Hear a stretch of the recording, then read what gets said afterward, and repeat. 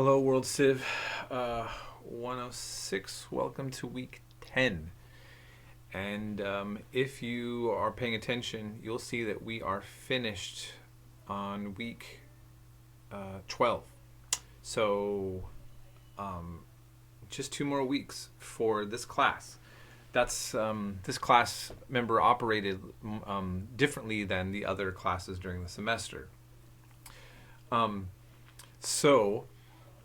I really want to encourage all of you to just remember, I take late work right now. No questions asked. I give zeros when I grade and the work's not there. And then when you turn it in, I give full points if you do what the instructions said. And many of you are catching up. But some of you, are really behind. And I can't take 50 assignments on the last week of the semester for you, okay? So if you're really far behind and you're one of those students right now that thinks you're going to turn in 20 assignments to me or some big number, like that, you need to realize that I'm going to be limited on time. If you are really behind at this point and you have not been catching up, then contact me immediately so that we can try to do an assessment of what's going on. There's no judgment on my end. This is a historic time period we're living under that is quite extreme. So the amount of variables of what you're dealing with on everything that would cause you to get behind is, it's you don't need to explain yourself to me. I get it.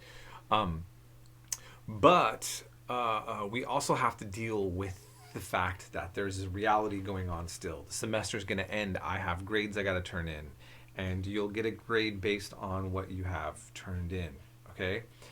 So please communicate with me if you need help with that. And then the other thing is this week, you'll notice that things look a little bit screwy. You do have to take notes on all the videos, including the Ottoman ones. Now, on video 6, I point out, if you click on there, you'll see what I'm saying. I needed to fix this up and change the videos into saying video 8, video 9, video 10, and to put them into a different kind of link format.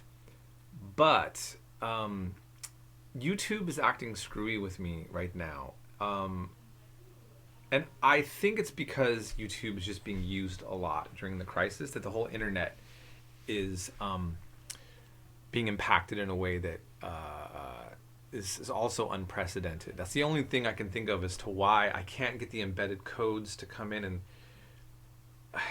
I don't feel like explaining the whole thing. It's just that I'm having problems where I didn't have problems before setting up my classes, because I actually been trying to clean up things and rearrange my format. So in the past, it didn't say like video 1, 2, 3, 4, 5, 6, and so each week I've been cleaning up and kind of making it more visually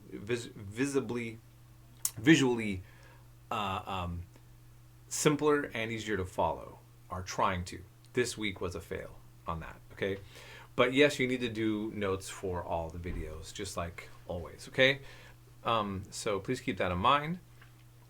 And ultimately, what I'm hoping is as we go over this, that you are really seeing that you've learned a lot of information that really is going to help you figure out much more about the world. I mean, let's even take the case of the Ottoman Empire. I read a book about the making of the modern Middle East, and the professor who wrote the book starts off by saying, labeling that many of the conflicts that you see in the Middle East, such as Iraq and Kuwait, the issue of the Kurds in the north, and the issue of the Kurds with Turkey now, and some of the issues that you're seeing in Syria, the Israel-Palestine conflict, all of those he calls the post-Ottoman syndrome.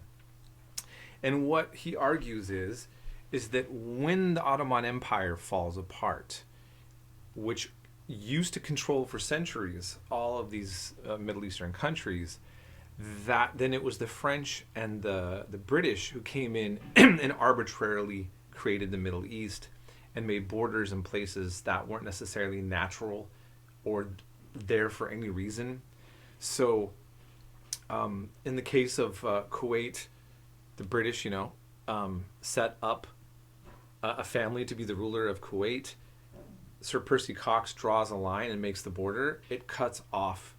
It essentially, in many ways, landlocks Iraq.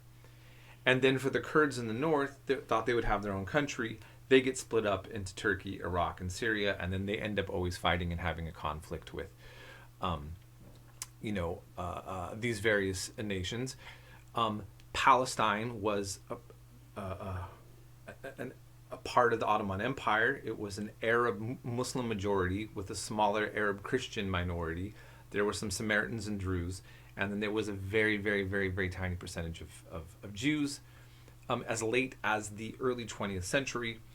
And then there was a mass Jewish immigration and a kind of response to trying to deal with global anti-Semitism and a series of conflicts that eventually led to something very unexpected to happen, which is Israel being created in 1948 with over 500,000 Palestinians being expelled from their land.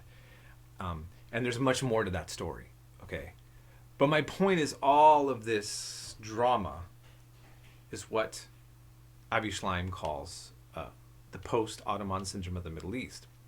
So that comment makes more sense, is what I'm saying. Is if you're going to start getting into understanding modern politics, what's going on in the world and why there's all these tensions, if you want to understand why Iran is such the enemy, the Shiite Islamic Republic of Iran is in so much conflict with the Sunni Islamic theocracy of Saudi Arabia, understanding the Safavids, understanding the tensions that were there with the Ottoman Empire, understanding the Shiites drama and Sunni drama that's happened in Syria and Iraq, and what's going on in Yemen, all of this modern stuff is stuff that you've been covering and will help you understand. And understanding a lot of the Turkic, the steppe people's culture, and if you wanted to understand some of the broader aspects of the East, this is all super, super, super relevant. Okay, so we're gonna get through this coronavirus era, this World War III event, and we're going to see a lot of chaos in the way that governments operate, and a lot of people are going to be fearful of other governments. There's going to be a lot of xenophobia, or there's going to be a challenge of that. And there's also going to be a lot of people showing more community solidarity. Why not come back into public life, really, really becoming more informed and valuing history and reality, right? And that should make things better. And you have this opportunity now that you can participate in this time of confinement and quarantine to really reflect upon the implications of what you're learning. And I just want to really emphasize that as we're getting ready to finish up this class, okay? So that's all I have to say. If you need help with anything else, you got a problem with anything else, please contact me. I am around a lot more often, of course, like all day long. But if you call me or text me, I get to you quicker still. And if you write to me on Canvas, I find you quicker. And it's easier for you to get lost in the communication route if you send me a message directly into my email, okay? So I would encourage text, call, or Canvas is the best options for me to get to you quicker, okay? All right, we'll be in touch.